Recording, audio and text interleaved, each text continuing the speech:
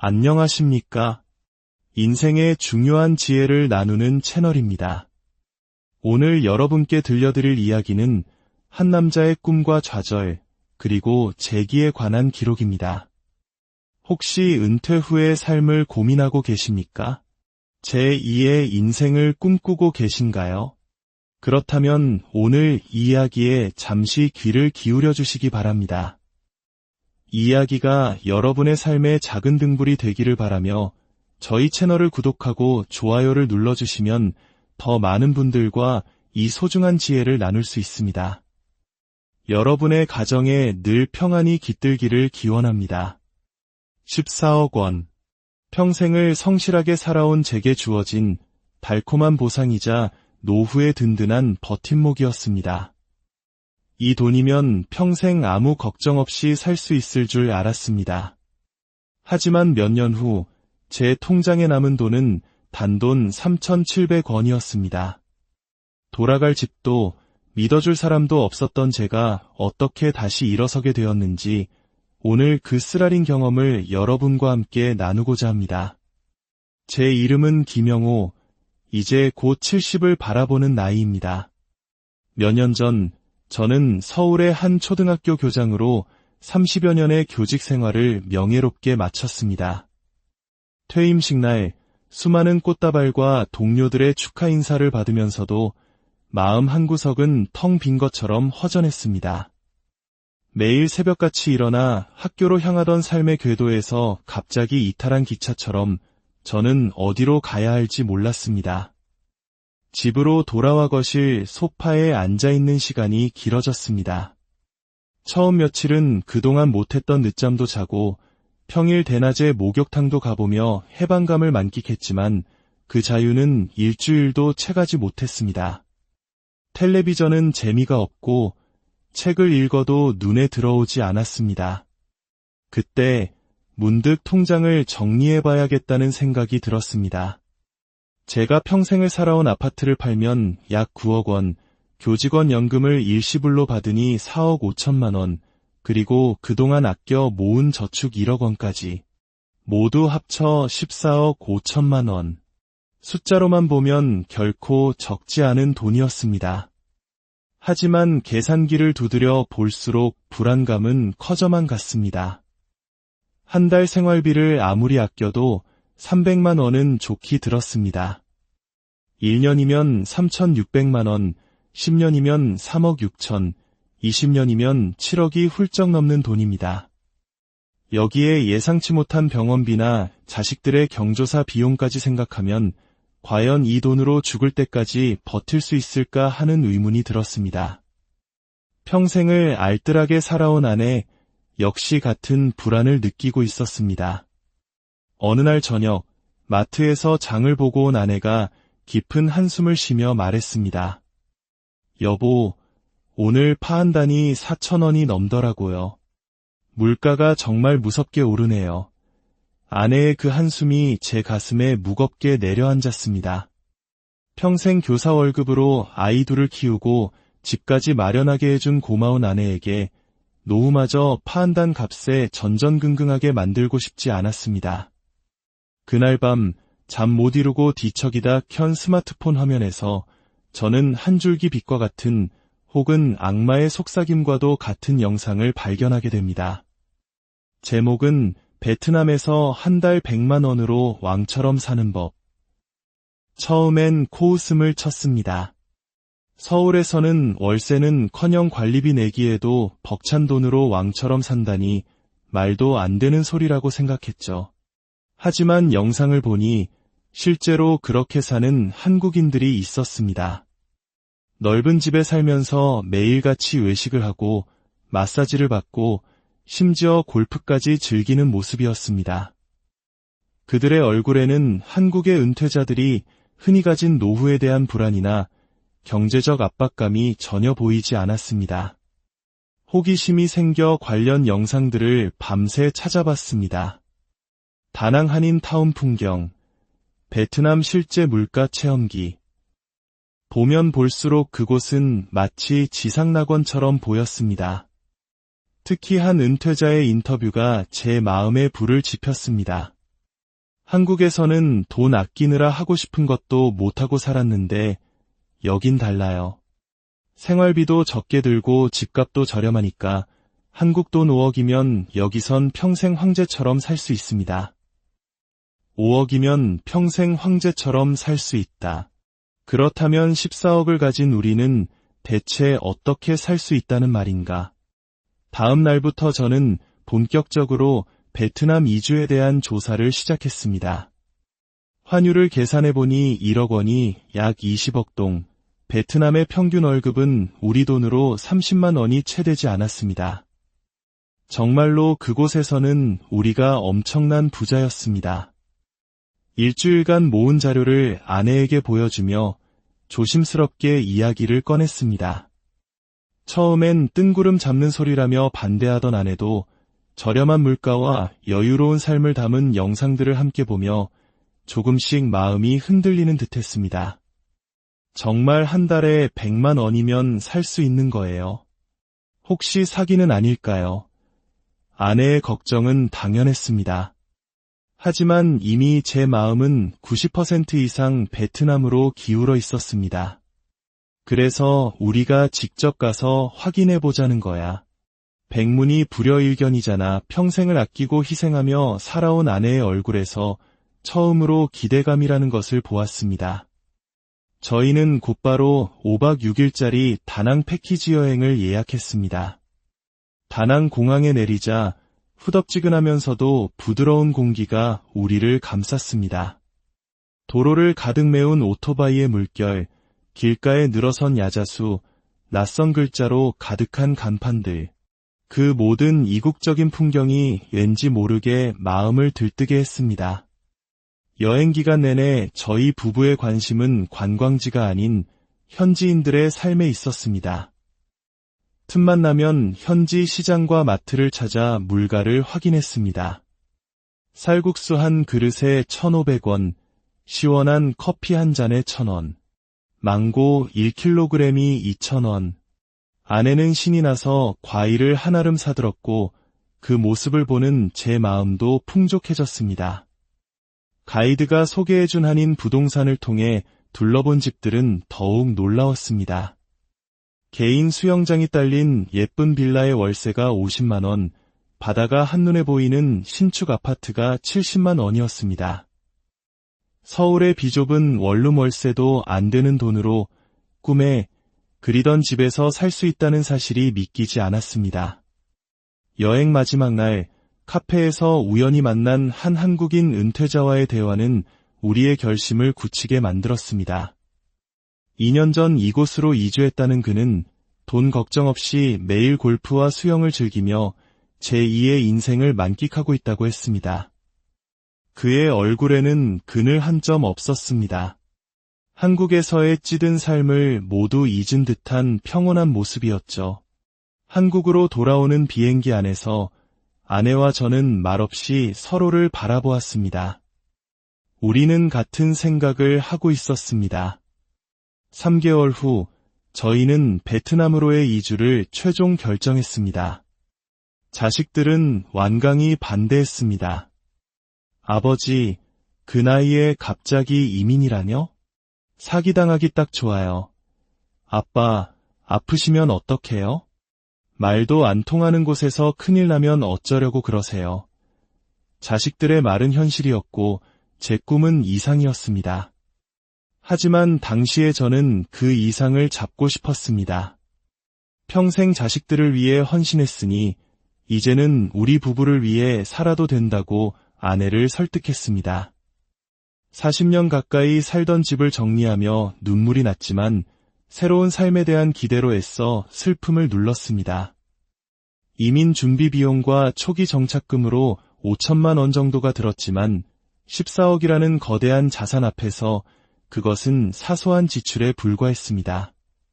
인천공항, 저희를 배웅 나온 자식들의 얼굴엔 여전히 걱정이 가득했습니다.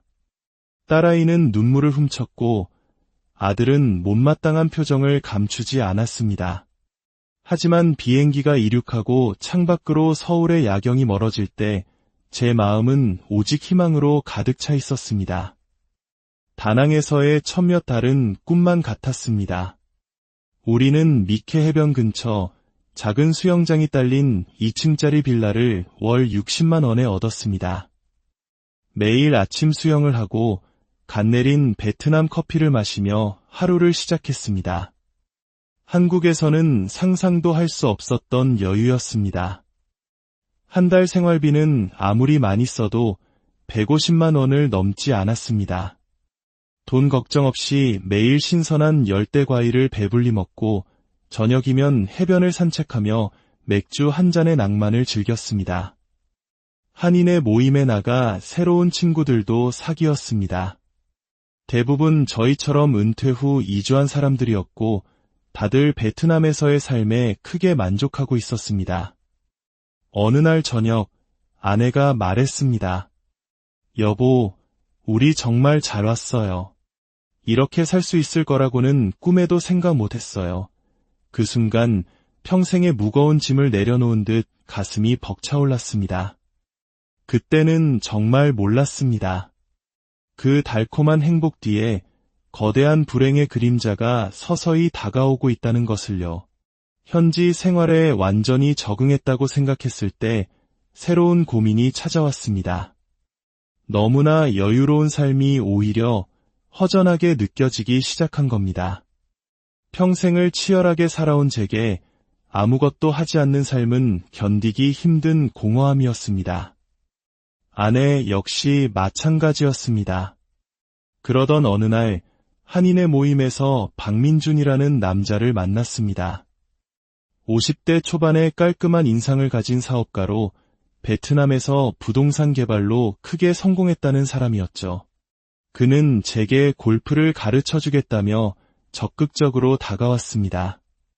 처음엔 나이 들어 무슨 골프냐며 사양했지만 그의 끈질긴 권유에 못 이기는 첫 골프 연습장에 따라 나섰습니다. 그는 제게 매우 깍듯하고 친절했습니다. 헛스윙을 연발하며 민망해하는 제게 자신도 처음엔 땅만 파던 시절이 있었다며 격려해 주었습니다. 어느새 그는 저를 선생님이 아닌 형님이라 부르기 시작했습니다. 그 호칭 하나가 딱딱했던 마음의 벽을 허무는 듯했습니다. 저 또한 자연스럽게 그를 박 사장이라 부르게 되었죠. 우리는 급속도로 가까워졌습니다. 박 사장은 제게 타지 생활에 든든한 버팀목이 되어주었습니다. 차가 고장 났을 때도, 아내가 아파 병원에 갈 일이 있을 때도 그는 언제나 자신의 일처럼 나서서 도와주었습니다. 저는 그를 친동생처럼, 때로는 아들처럼 믿고 의지하게 되었습니다. 그러던 중 아내가 작은 한식당을 해보고 싶다는 꿈을 이야기했습니다. 그 말을 들은 박 사장은 마치 자기 일처럼 기뻐하며 모든 것을 도와주겠다고 나섰습니다. 하지만 사업을 하려면 사업 비자가 필요했고 절차가 매우 까다로웠습니다. 망설이는 제게 박 사장은 걱정 말라며 자신의 사무실로 저를 초대했습니다. 그곳에서 저는 린이라는 이름의 베트남 여성을 만났습니다. 박 사장의 비서였죠. 30대 중반쯤으로 보이는 그녀는 유창한 한국어 실력과 지적인 분위기, 그리고 사람을 편안하게 만드는 미소를 가지고 있었습니다. 김 선생님, 한국에서 교장 선생님이셨다고 들었어요. 정말 존경스러워요. 은퇴 후 그저 평범한 할아버지로 불리던 제게 선생님이라는 호칭과 함께 건네는 그녀의 존경 어린 눈빛은 잊고 있던 제 자존심을 다시 일깨워 주었습니다. 그날 이후 비자 문제를 해결하기 위해 린과 함께 보내는 시간이 많아졌습니다. 그녀는 늘 제 곁에서 저를 칭찬하고 격려해 주었습니다. 선생님처럼 지적인 분과 함께 일하게 되어 정말 든든해요. 아내는 린의 존재를 경계했습니다. 여보, 이유 없이 친절한 사람을 제일 조심해야 해요. 당신, 그 여자 이야기할 때 유독 들떠 보여요. 아내의 질투 섞인 잔소리가 귀찮게 느껴졌을 뿐 저는 그 경고의 의미를 전혀 깨닫지 못했습니다. 어느 날 박 사장은 비자 문제를 해결하려면 베트남에 일정 금액 이상을 투자했다는 증명이 필요하다며 아주 특별한 투자처가 있다고 저를 설득했습니다.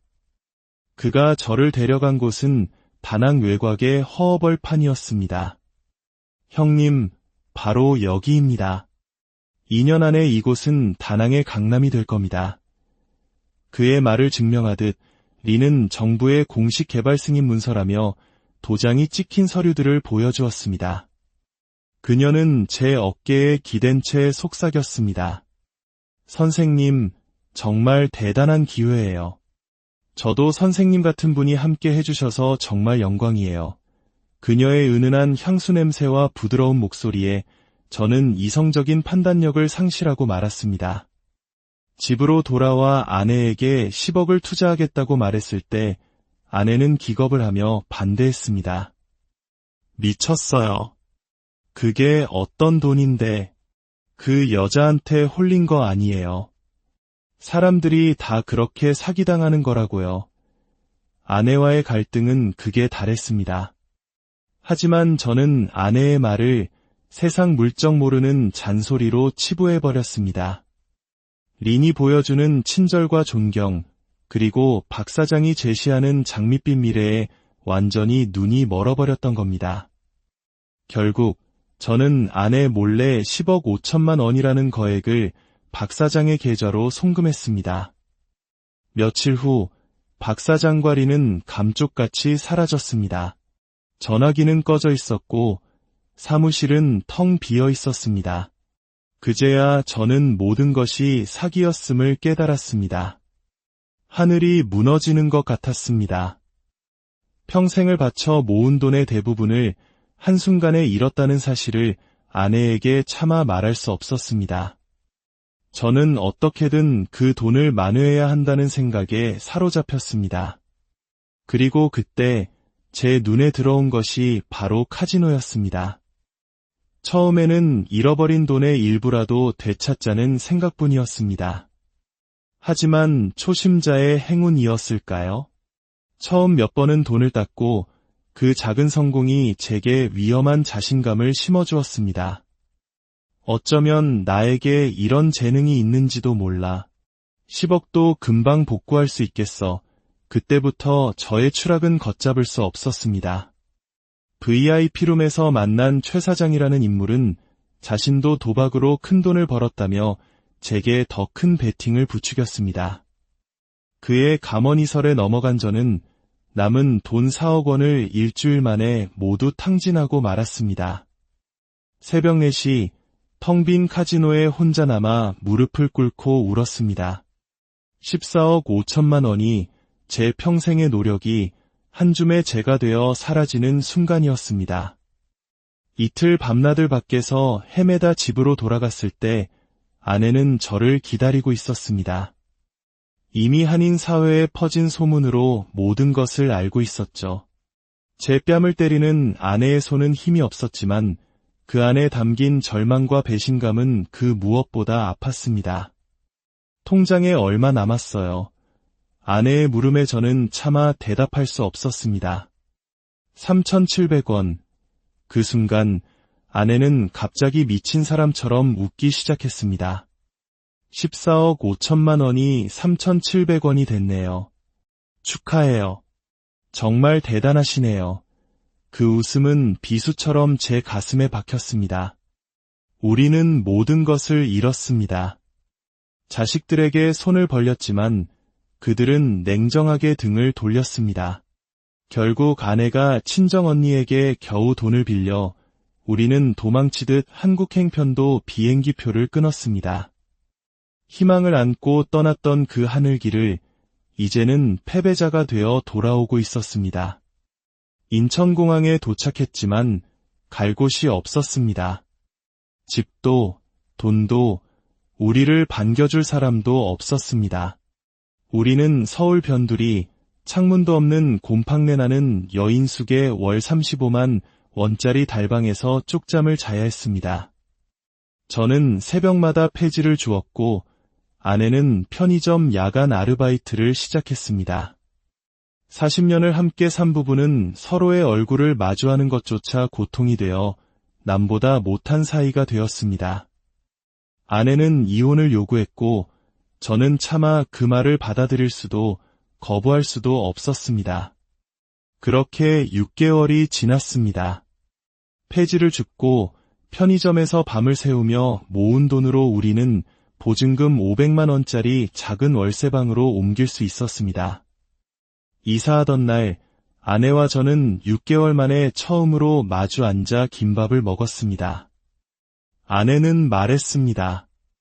바다까지 가봤으니 이제 다시 하나씩 채워가며 살아봐요. 그것은 용서도 화해도 아니었습니다.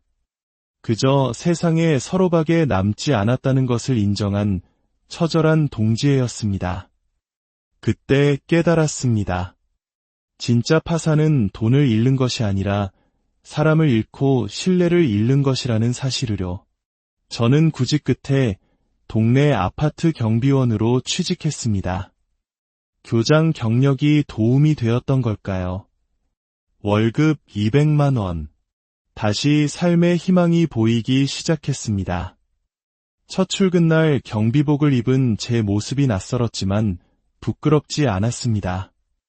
정직하게 땀 흘려버는 돈이었기 때문입니다. 그렇게 2년이 지난 지금 우리는 조금 더 넓은 월세방으로 이사했습니다.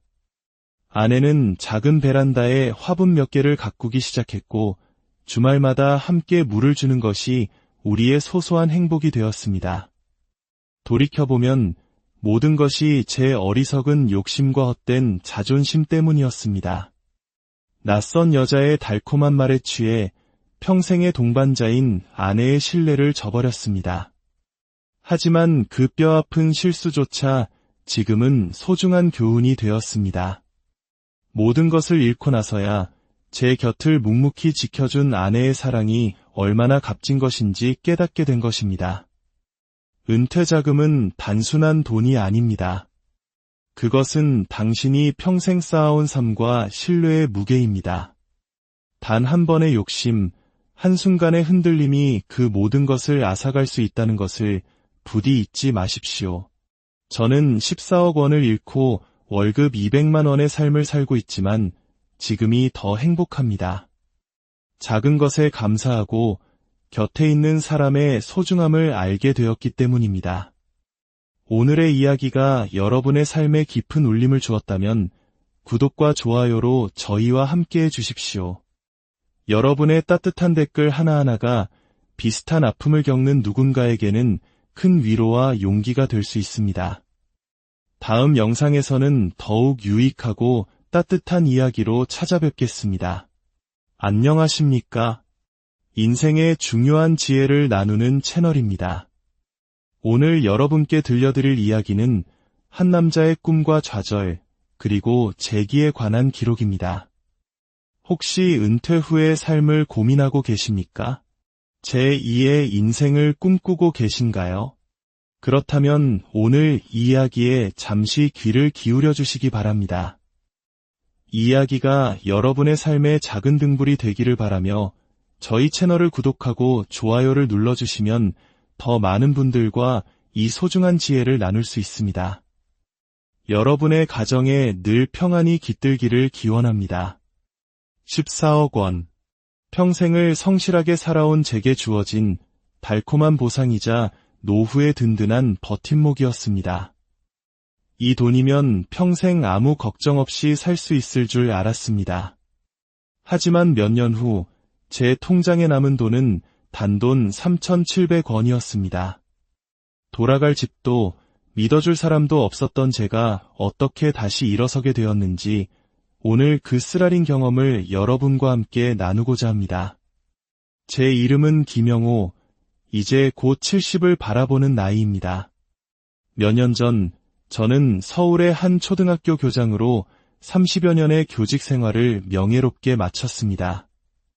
퇴임식 날 수많은 꽃다발과 동료들의 축하 인사를 받으면서도 마음 한구석은 텅 빈 것처럼 허전했습니다.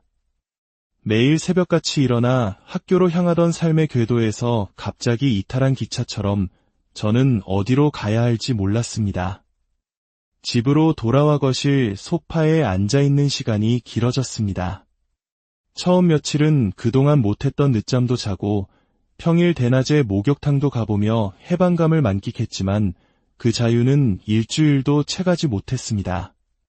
텔레비전은 재미가 없고 책을 읽어도 눈에 들어오지 않았습니다. 그때 문득 통장을 정리해봐야겠다는 생각이 들었습니다.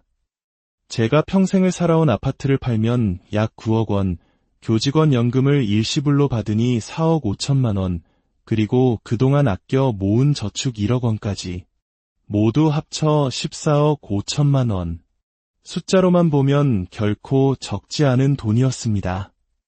하지만 계산기를 두드려 볼수록 불안감은 커져만 갔습니다. 한 달 생활비를 아무리 아껴도 300만 원은 좋게 들었습니다. 1년이면 3,600만 원, 10년이면 3억 6천, 20년이면 7억이 훌쩍 넘는 돈입니다. 여기에 예상치 못한 병원비나 자식들의 경조사 비용까지 생각하면 과연 이 돈으로 죽을 때까지 버틸 수 있을까 하는 의문이 들었습니다. 평생을 알뜰하게 살아온 아내 역시 같은 불안을 느끼고 있었습니다. 어느 날 저녁 마트에서 장을 보고 온 아내가 깊은 한숨을 쉬며 말했습니다. 여보, 오늘 파 한 단이 4,000원이 넘더라고요. 물가가 정말 무섭게 오르네요. 아내의 그 한숨이 제 가슴에 무겁게 내려앉았습니다. 평생 교사 월급으로 아이 둘을 키우고 집까지 마련하게 해준 고마운 아내에게 노후마저 파 한 단 값에 전전긍긍하게 만들고 싶지 않았습니다.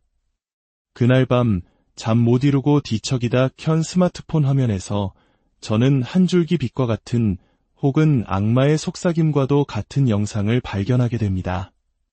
제목은 베트남에서 한 달 100만 원으로 왕처럼 사는 법. 처음엔 코웃음을 쳤습니다. 서울에서는 월세는커녕 관리비 내기에도 벅찬 돈으로 왕처럼 산다니 말도 안 되는 소리라고 생각했죠. 하지만 영상을 보니 실제로 그렇게 사는 한국인들이 있었습니다. 넓은 집에 살면서 매일같이 외식을 하고 마사지를 받고 심지어 골프까지 즐기는 모습이었습니다. 그들의 얼굴에는 한국의 은퇴자들이 흔히 가진 노후에 대한 불안이나 경제적 압박감이 전혀 보이지 않았습니다. 호기심이 생겨 관련 영상들을 밤새 찾아봤습니다. 다낭 한인타운 풍경, 베트남 실제 물가 체험기. 보면 볼수록 그곳은 마치 지상낙원처럼 보였습니다. 특히 한 은퇴자의 인터뷰가 제 마음에 불을 지폈습니다. 한국에서는 돈 아끼느라 하고 싶은 것도 못하고 살았는데 여긴 달라요. 생활비도 적게 들고 집값도 저렴하니까 한국 돈 5억이면 여기선 평생 황제처럼 살 수 있습니다. 5억이면 평생 황제처럼 살 수 있다. 그렇다면 14억을 가진 우리는 대체 어떻게 살 수 있다는 말인가? 다음 날부터 저는 본격적으로 베트남 이주에 대한 조사를 시작했습니다. 환율을 계산해보니 1억 원이 약 20억 동, 베트남의 평균 월급은 우리 돈으로 30만 원이 채 되지 않았습니다. 정말로 그곳에서는 우리가 엄청난 부자였습니다. 일주일간 모은 자료를 아내에게 보여주며 조심스럽게 이야기를 꺼냈습니다. 처음엔 뜬구름 잡는 소리라며 반대하던 아내도 저렴한 물가와 여유로운 삶을 담은 영상들을 함께 보며 조금씩 마음이 흔들리는 듯했습니다. 정말 한 달에 100만 원이면 살 수 있는 거예요. 혹시 사기는 아닐까요? 아내의 걱정은 당연했습니다. 하지만 이미 제 마음은 90% 이상 베트남으로 기울어 있었습니다. 그래서 우리가 직접 가서 확인해 보자는 거야. 백문이 불여일견이잖아. 평생을 아끼고 희생하며 살아온 아내의 얼굴에서 처음으로 기대감이라는 것을 보았습니다. 저희는 곧바로 5박 6일짜리 다낭 패키지 여행을 예약했습니다. 다낭 공항에 내리자 후덥지근하면서도 부드러운 공기가 우리를 감쌌습니다. 도로를 가득 메운 오토바이의 물결, 길가에 늘어선 야자수, 낯선 글자로 가득한 간판들. 그 모든 이국적인 풍경이 왠지 모르게 마음을 들뜨게 했습니다. 여행 기간 내내 저희 부부의 관심은 관광지가 아닌 현지인들의 삶에 있었습니다. 틈만 나면 현지 시장과 마트를 찾아 물가를 확인했습니다. 쌀국수 한 그릇에 1,500원, 시원한 커피 한 잔에 1,000원, 망고 1kg이 2,000원. 아내는 신이 나서 과일을 한아름 사들었고 그 모습을 보는 제 마음도 풍족해졌습니다. 가이드가 소개해준 한인 부동산을 통해 둘러본 집들은 더욱 놀라웠습니다. 개인 수영장이 딸린 예쁜 빌라의 월세가 50만 원, 바다가 한눈에 보이는 신축 아파트가 70만 원이었습니다. 서울의 비좁은 원룸 월세도 안 되는 돈으로 꿈에 그리던 집에서 살 수 있다는 사실이 믿기지 않았습니다. 여행 마지막 날, 카페에서 우연히 만난 한 한국인 은퇴자와의 대화는 우리의 결심을 굳히게 만들었습니다. 2년 전 이곳으로 이주했다는 그는 돈 걱정 없이 매일 골프와 수영을 즐기며 제2의 인생을 만끽하고 있다고 했습니다. 그의 얼굴에는 그늘 한 점 없었습니다. 한국에서의 찌든 삶을 모두 잊은 듯한 평온한 모습이었죠. 한국으로 돌아오는 비행기 안에서 아내와 저는 말없이 서로를 바라보았습니다. 우리는 같은 생각을 하고 있었습니다. 3개월 후 저희는 베트남으로의 이주를 최종 결정했습니다. 자식들은 완강히 반대했습니다. 아버지, 그 나이에 갑자기 이민이라뇨? 사기당하기 딱 좋아요. 아빠, 아프시면 어떡해요? 말도 안 통하는 곳에서 큰일 나면 어쩌려고 그러세요. 자식들의 말은 현실이었고 제 꿈은 이상이었습니다. 하지만 당시에 저는 그 이상을 잡고 싶었습니다.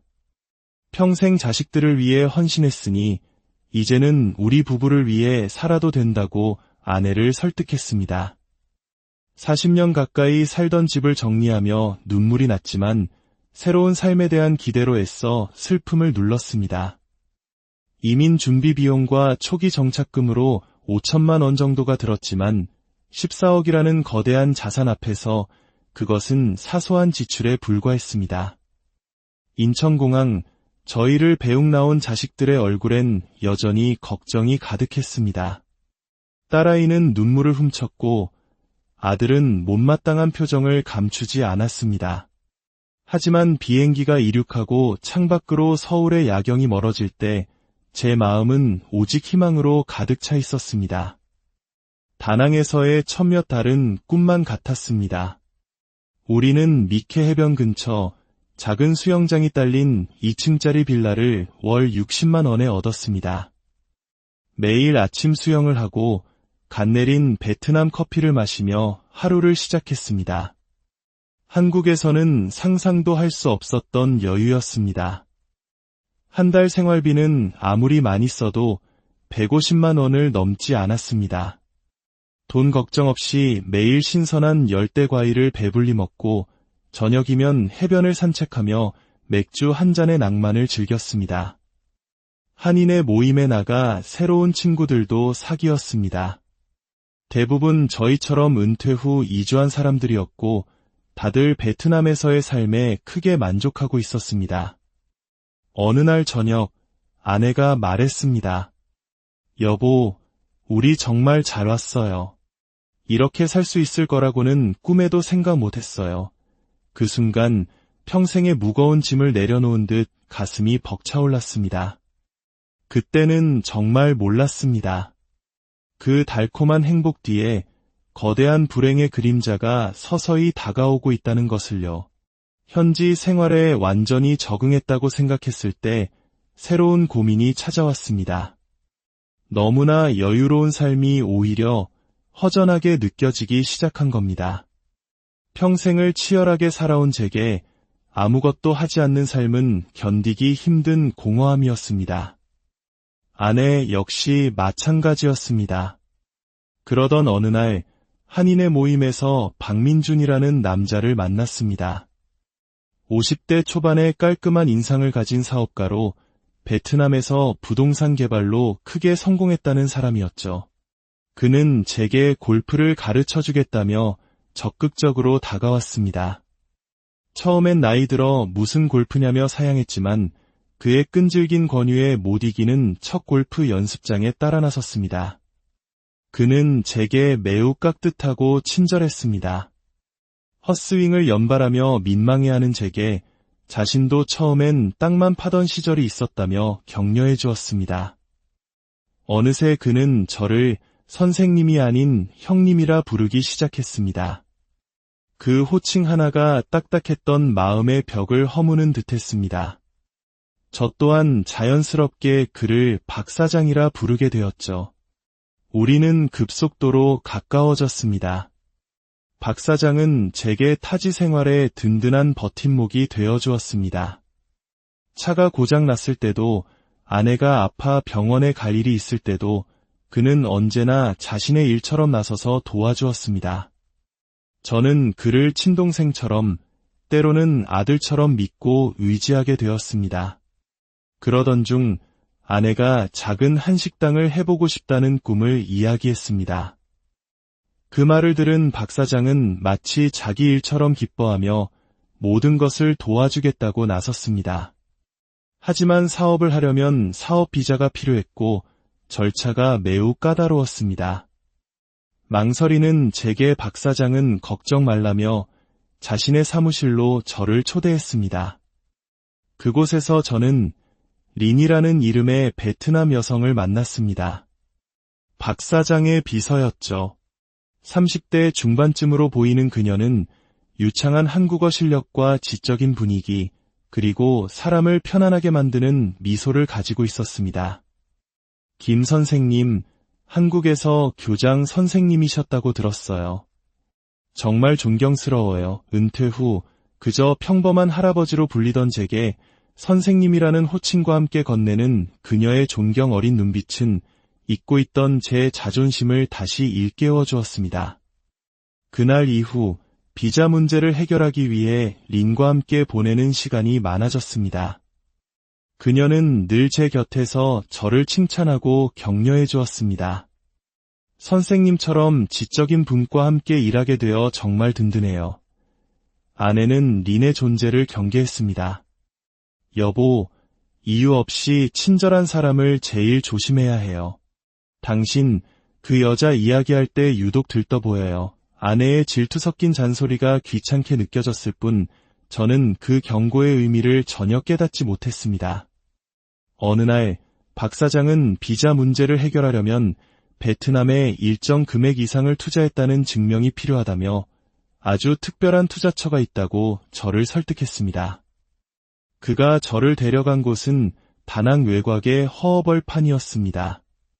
형님, 바로 여기입니다. 2년 안에 이곳은 다낭의 강남이 될 겁니다.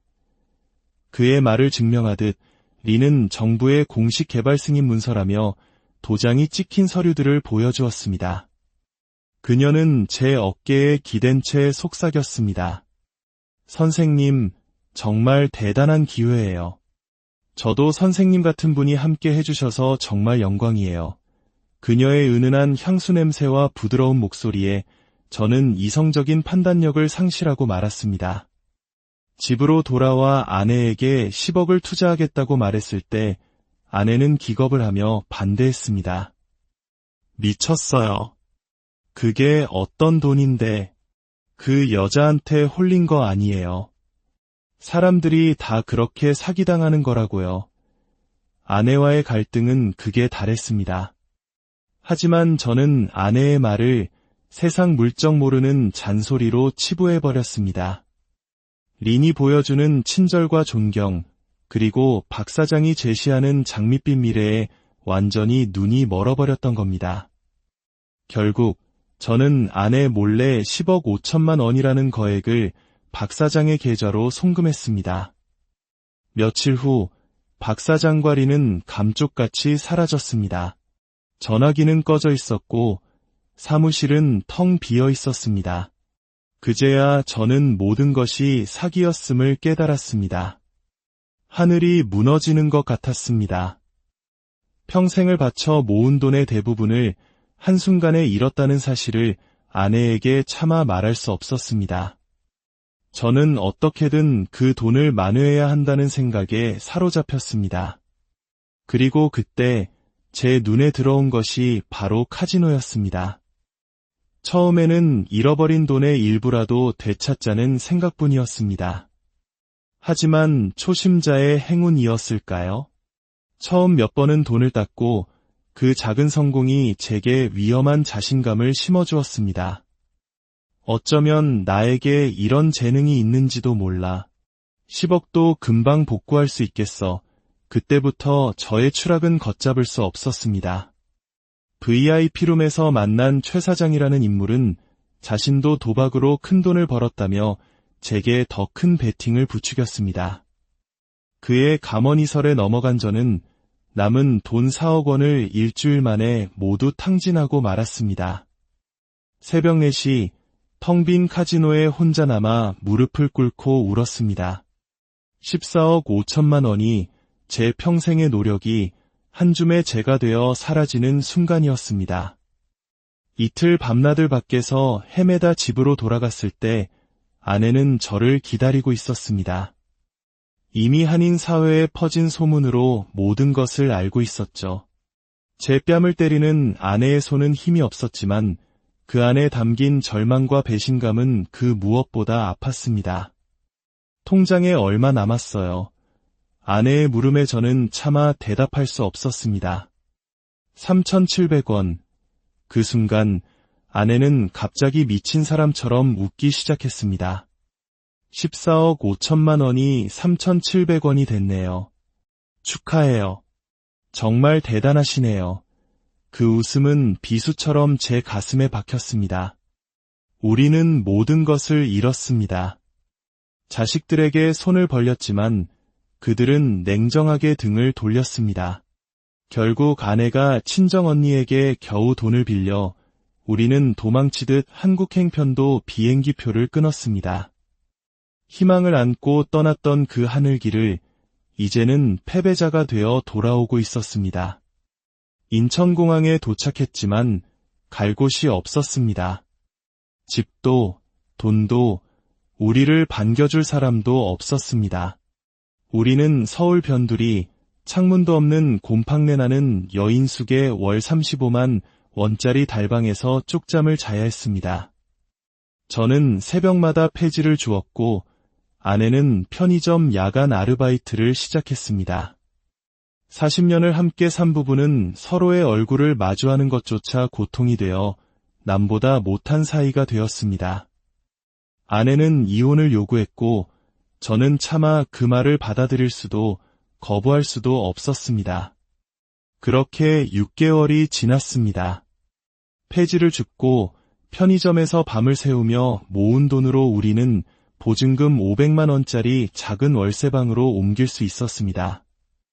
이사하던 날 아내와 저는 6개월 만에 처음으로 마주 앉아 김밥을 먹었습니다.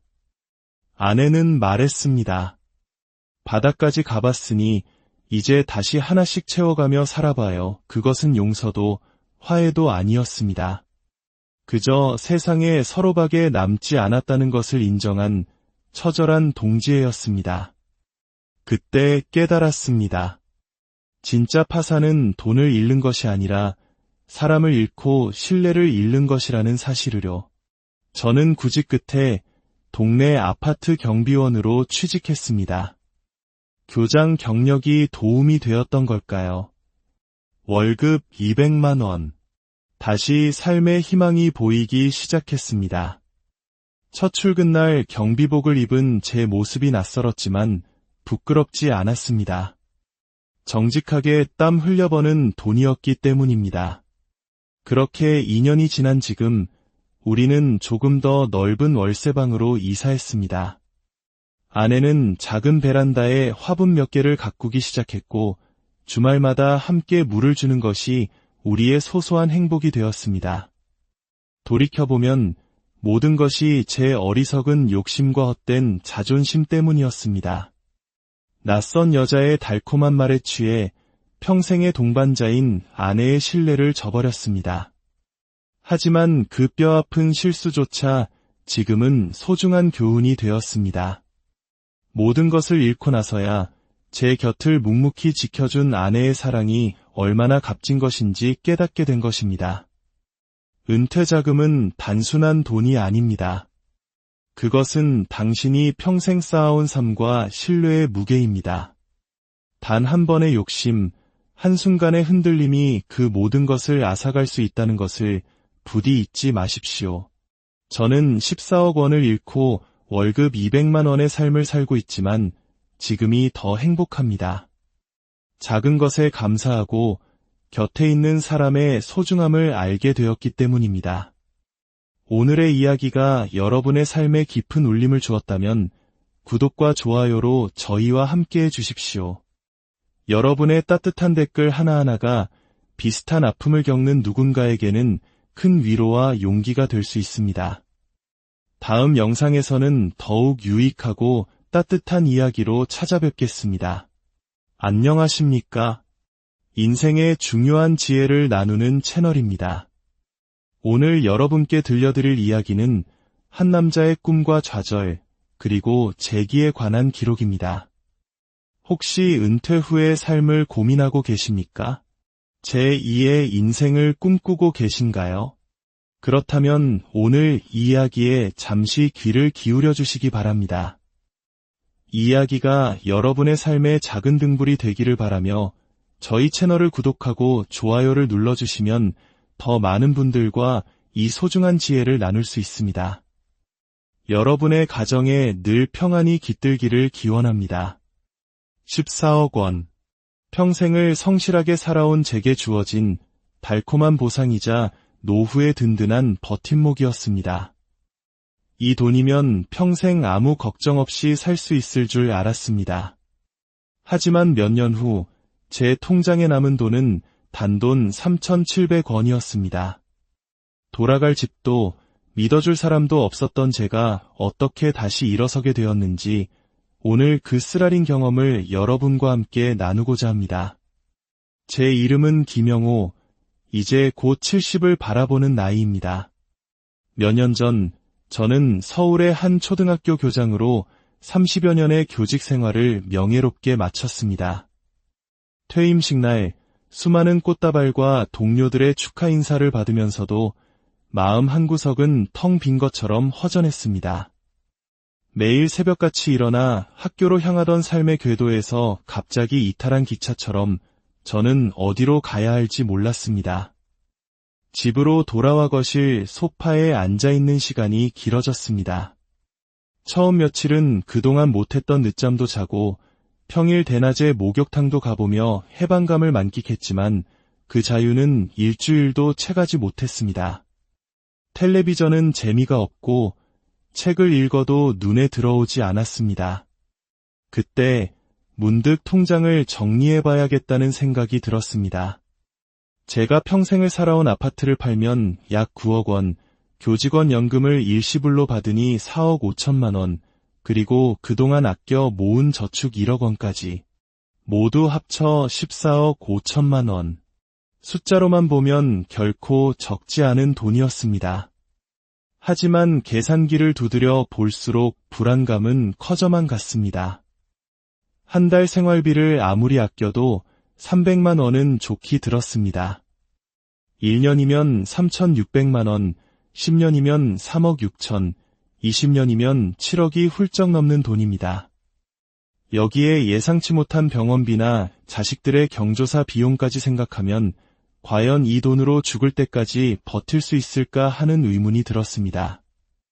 평생을 알뜰하게 살아온 아내 역시 같은 불안을 느끼고 있었습니다.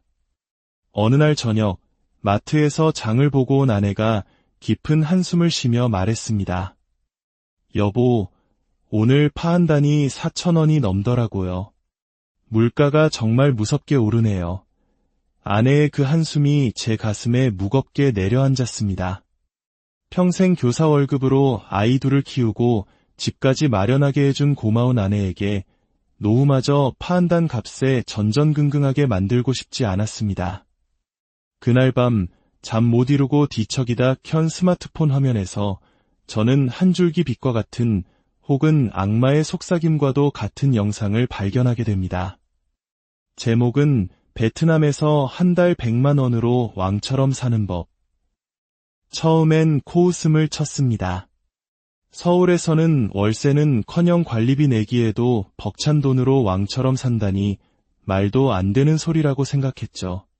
하지만 영상을 보니 실제로 그렇게 사는 한국인들이 있었습니다. 넓은 집에 살면서 매일같이 외식을 하고 마사지를 받고 심지어 골프까지 즐기는 모습이었습니다. 그들의 얼굴에는 한국의 은퇴자들이 흔히 가진 노후에 대한 불안이나 경제적 압박감이 전혀 보이지 않았습니다. 호기심이 생겨 관련 영상들을 밤새 찾아봤습니다.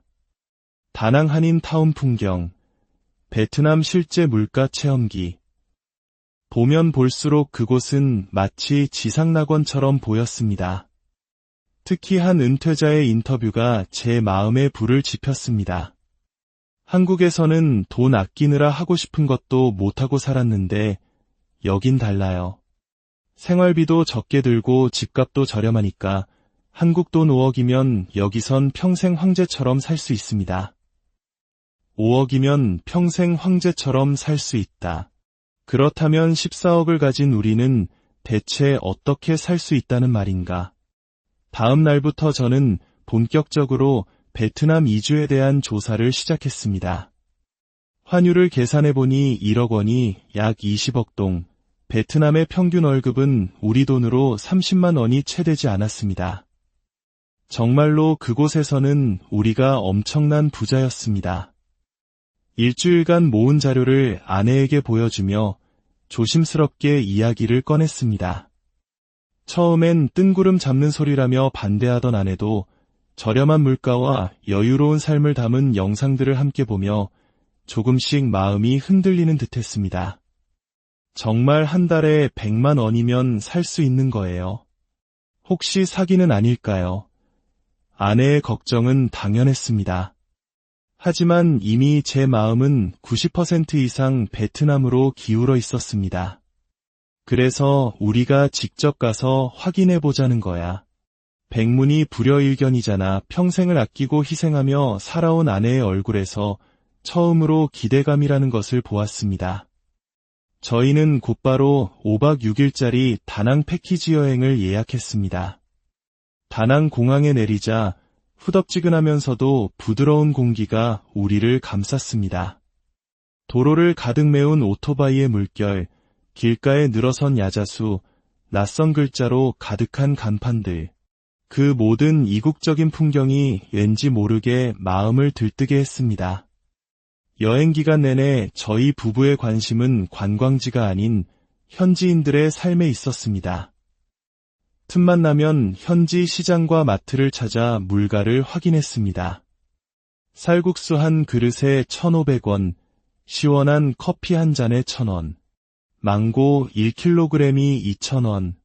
아내는 신이 나서 과일을 한아름 사들었고 그 모습을 보는 제 마음도 풍족해졌습니다. 가이드가 소개해준 한인 부동산을 통해 둘러본 집들은 더욱 놀라웠습니다. 개인 수영장이 딸린 예쁜 빌라의 월세가 50만 원, 바다가 한눈에 보이는 신축 아파트가 70만 원이었습니다. 서울의 비좁은 원룸 월세도 안 되는 돈으로 꿈에 그리던 집에서 살 수 있다는 사실이 믿기지 않았습니다. 여행 마지막 날, 카페에서 우연히 만난 한 한국인 은퇴자와의 대화는 우리의 결심을 굳히게 만들었습니다. 2년 전 이곳으로 이주했다는 그는 돈 걱정 없이 매일 골프와 수영을 즐기며 제2의 인생을 만끽하고 있다고 했습니다. 그의 얼굴에는 그늘 한 점 없었습니다. 한국에서의 찌든 삶을 모두 잊은 듯한 평온한 모습이었죠. 한국으로 돌아오는 비행기 안에서 아내와 저는 말없이 서로를 바라보았습니다. 우리는 같은 생각을 하고 있었습니다. 3개월 후 저희는 베트남으로의 이주를 최종 결정했습니다. 자식들은 완강히 반대했습니다. 아버지, 그 나이에 갑자기 이민이라뇨? 사기당하기 딱 좋아요. 아빠, 아프시면 어떡해요? 말도 안 통하는 곳에서 큰일 나면 어쩌려고 그러세요. 자식들의 말은 현실이었고 제 꿈은 이상이었습니다. 하지만 당시에 저는 그 이상을 잡고 싶었습니다. 평생 자식들을 위해 헌신했으니 이제는 우리 부부를 위해 살아도 된다고 아내를 설득했습니다. 40년 가까이 살던 집을 정리하며 눈물이 났지만 새로운 삶에 대한 기대로 애써 슬픔을 눌렀습니다. 이민 준비 비용과 초기 정착금으로 5천만 원 정도가 들었지만 14억이라는 거대한 자산 앞에서 그것은 사소한 지출에 불과했습니다. 인천공항, 저희를 배웅 나온 자식들의 얼굴엔 여전히 걱정이 가득했습니다. 딸아이는 눈물을 훔쳤고 아들은 못마땅한 표정을 감추지 않았습니다. 하지만 비행기가 이륙하고 창밖으로 서울의 야경이 멀어질 때 제 마음은 오직 희망으로 가득 차 있었습니다. 다낭에서의 첫몇 달은 꿈만 같았습니다. 우리는 미케 해변 근처 작은 수영장이 딸린 2층짜리 빌라를 월 60만 원에 얻었습니다. 매일 아침 수영을 하고 갓 내린 베트남 커피를 마시며 하루를 시작했습니다. 한국에서는 상상도 할 수 없었던 여유였습니다. 한 달 생활비는 아무리 많이 써도 150만 원을 넘지 않았습니다. 돈 걱정 없이 매일 신선한 열대 과일을 배불리 먹고 저녁이면 해변을 산책하며 맥주 한 잔의 낭만을 즐겼습니다. 한인의 모임에 나가 새로운 친구들도 사귀었습니다. 대부분 저희처럼 은퇴 후 이주한 사람들이었고 다들 베트남에서의 삶에 크게 만족하고 있었습니다. 어느 날 저녁 아내가 말했습니다. 여보, 우리 정말 잘 왔어요. 이렇게 살 수 있을 거라고는 꿈에도 생각 못했어요. 그 순간 평생의 무거운 짐을 내려놓은 듯 가슴이 벅차올랐습니다. 그때는 정말 몰랐습니다. 그 달콤한 행복 뒤에 거대한 불행의 그림자가 서서히 다가오고 있다는 것을요. 현지 생활에 완전히 적응했다고 생각했을 때 새로운 고민이 찾아왔습니다. 너무나 여유로운 삶이 오히려 허전하게 느껴지기 시작한 겁니다. 평생을 치열하게 살아온 제게 아무것도 하지 않는 삶은 견디기 힘든 공허함이었습니다. 아내 역시 마찬가지였습니다. 그러던 어느 날 한인의 모임에서 박민준이라는 남자를 만났습니다. 50대 초반의 깔끔한 인상을 가진 사업가로 베트남에서 부동산 개발로 크게 성공했다는 사람이었죠. 그는 제게 골프를 가르쳐주겠다며 적극적으로 다가왔습니다. 처음엔 나이 들어 무슨 골프냐며 사양했지만 그의 끈질긴 권유에 못 이기는 첫 골프 연습장에 따라 나섰습니다. 그는 제게 매우 깍듯하고 친절했습니다. 헛스윙을 연발하며 민망해하는 제게 자신도 처음엔 땅만 파던 시절이 있었다며 격려해 주었습니다. 어느새 그는 저를 선생님이 아닌 형님이라 부르기 시작했습니다. 그 호칭 하나가 딱딱했던 마음의 벽을 허무는 듯했습니다. 저 또한 자연스럽게 그를 박 사장이라 부르게 되었죠. 우리는 급속도로 가까워졌습니다. 박 사장은 제게 타지 생활에 든든한 버팀목이 되어주었습니다. 차가 고장 났을 때도, 아내가 아파 병원에 갈 일이 있을 때도 그는 언제나 자신의 일처럼 나서서 도와주었습니다. 저는 그를 친동생처럼, 때로는 아들처럼 믿고 의지하게 되었습니다. 그러던 중 아내가 작은 한식당을 해보고 싶다는 꿈을 이야기했습니다. 그 말을 들은 박 사장은 마치 자기 일처럼 기뻐하며 모든 것을 도와주겠다고 나섰습니다. 하지만 사업을 하려면 사업 비자가 필요했고 절차가 매우 까다로웠습니다. 망설이는 제게 박 사장은 걱정 말라며 자신의 사무실로 저를 초대했습니다. 그곳에서 저는 린이라는 이름의 베트남 여성을 만났습니다. 박 사장의 비서였죠. 30대 중반쯤으로 보이는 그녀는 유창한 한국어 실력과 지적인 분위기, 그리고 사람을 편안하게 만드는 미소를 가지고 있었습니다.